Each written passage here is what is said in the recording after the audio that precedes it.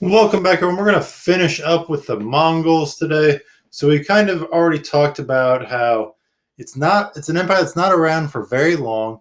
Initially, kind of Genghis kind of got these people together. They spread out. His sons kind of expanded a bit further into places like China and into Mesopotamia and the rest of Persia. And it's also going to expand into Russia. We're going to look at some case studies to kind of see how that went, what it was like to be conquered by the Mongols and some different experiences. So in the case of China, Genghis Khan doesn't do it.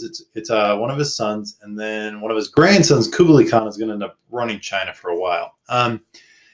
So in some places, and we see this in China in particular, the Mongols kind of are going to become the new rulers, but they're going to try and kind of fit in with the way the civilization was going. They're in fact going to move the entire capital of the Mongolian Empire to what is today Beijing. We don't see a ton of killing of the Chinese people. Instead, they're they use the Chinese that big bureaucracy that was already there. They're going to take advantage of that to help run their new larger empire and bureaucracy that went with it. You're also going to see that they kind of are like, we've always been near China. We know they have stuff that we like, so let's try and exploit and get as much stuff out of it as we possibly can. And they do take a lot, and Chinese people don't get a ton of rights. So as a result, the Chinese people never look on the Mongolians as their true rulers for very long. Now, one of the advantages of the Mongols coming into China is that China had been, centuries before it had gone to the Warring States period, but it had never really been united in a big way. There was kind of a division between North and South China. The Mongols take over all of it, and then when they leave, because there's political strife within China, there's disease, there are peasant revolts, the Mongols are going to end up having to kind of retreat back into Mongolia itself. The Chinese are going to kind of stay unified under a new Chinese ruler, and this is going to be the Ming Dynasty, which is probably the most famous dynasty in Chinese history. It's around for almost 3 centuries, and it's probably most best known for the Great Wall of China, which they didn't start, but they add a lot to it, and the Great Wall of China is a direct response to keeping the Mongols from coming back. Another place we're going to kind of look at, whereas China was kind of just exploited and used to learn things like gunpowder and siege warfare. This next one in Persia, which is in places like Iraq, Iran today, Pakistan, this purple section, what becomes the Ilkhanate.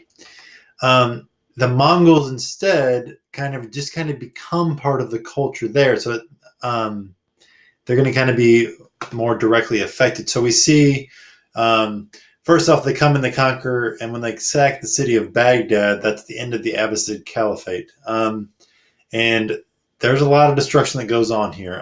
Pretty much what happens is the Mongols had taken over once before and said, okay, now just be cool. And then the people in Persia weren't cool. And so when the Mongols come back the second time, it's pretty brutal what's going to happen. And we'll get into some of the details as well towards the end here. But we see when the Mongols come back, they're like, these people are onto something. They've got, a lot of their civilization and culture. Like a lot of them are going to convert to Islam. There's going to be intermarriage. And so we're going to see kind of the Mongols are just going to go back to Persia, and a lot of them are just going to stay and become part of Persian society. And as the Mongol political system is not there, the Mongols themselves, a lot of them stay and just become part of the Persian society. They're also going to take Persians and force them to other parts of the Mongolian Empire to kind of help run the bureaucracy, keep things in order. Because the Mongols didn't really care that much and have experience in running a big empire. So they went to these people that kept good records and had a good, organization system and experience as a bureaucrat. They're going to use them to help run their empire. So that's what's going on in Persia. A civilization that really still to this day views the Mongols in very negative light, and certainly did when the communists are still running it, is Russia. Russia is treated pretty dang harshly by the Mongols. Kind of just that was a bad situation of timing for Russia. So it's called kind of Rus Kiev at the time, and Russia kind of just sort of become unified together, but then shortly there it splits apart into a lot of these different areas. And we kind of see our map here. So this kind of, what is today, Western Russia. And so all this division here, there's no way they can really resist the Mongols. So they're kind of divided. Combine that with the fact that by this point, the Mongols have conquered China and all that siege weapons, got great ideas from the houses of wisdom and stuff in Dar al Islam. They've got all that technology and knowledge, plus fighting experience, and then they go and attack Russia. And the Russians pretty much have no chance. They're just absolutely decimated militarily. And the other thing is, only like a handful of Russian cities decided to surrender to the Mongols. The rest decide they're going to stand and fight. It's a terrible idea against the Mongols, particularly given the political system in Russia.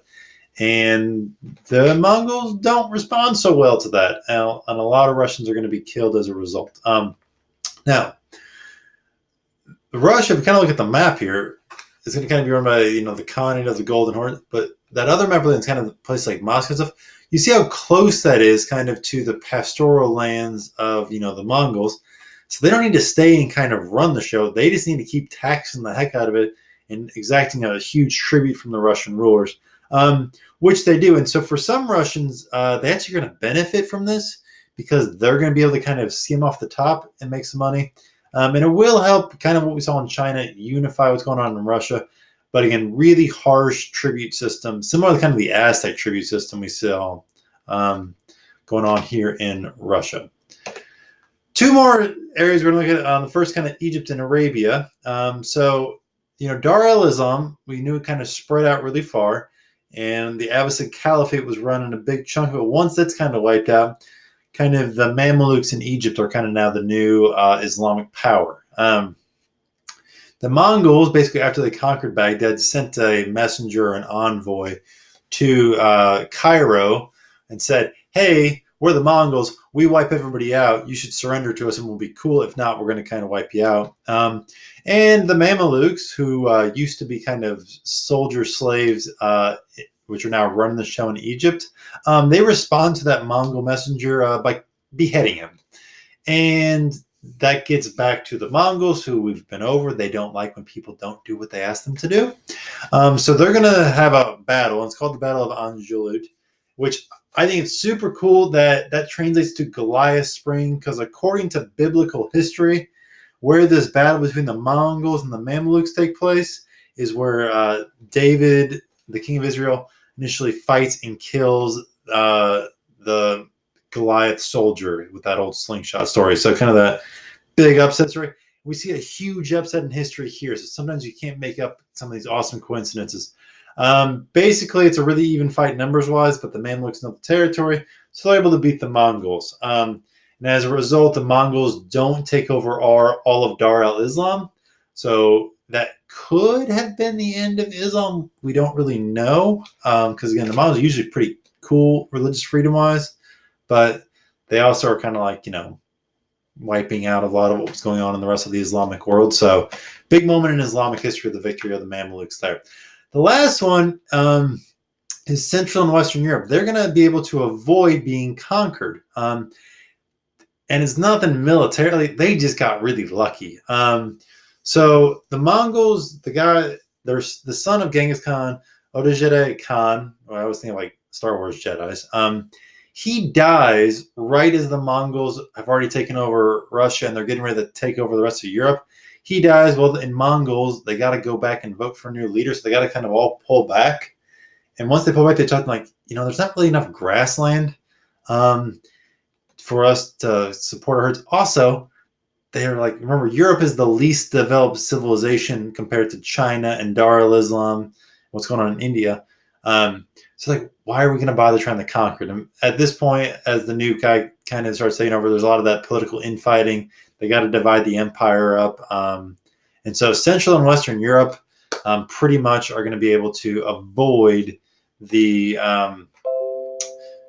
big negative part of the Mongols. But they get to the benefit of the positive, which is all the technological and trading connections, which is what we're going to finish out with a short video in our final video on the Mongols.